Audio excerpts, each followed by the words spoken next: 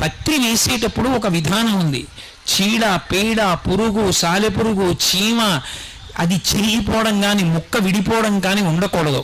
పరమ జాగ్రత్తగా ముచికతోటి 3 ఆకులున్నవి తీసి పళ్ళెంలో పేర్చి ముచిక పైకొచ్చేటట్టుగా పట్టుకుంటే ముచిక ఒక్కటి తీసి ఇలా గుండెలకి చూపించి వేస్తే శివలింగం మీద మారేడు దళం తిరగబడితే ఐశ్వర్యం, బోర్లా పడితే జ్ఞానం, ఏం జరిగినా ఫలితం ఇచ్చేస్తుంది.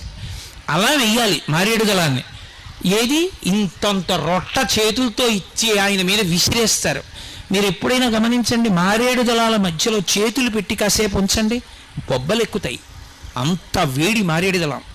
అంత మారేడు దళాలతో గుళ్ళో ఆయన శివలింగాన్ని అంతటినీ కప్పేస్తారు.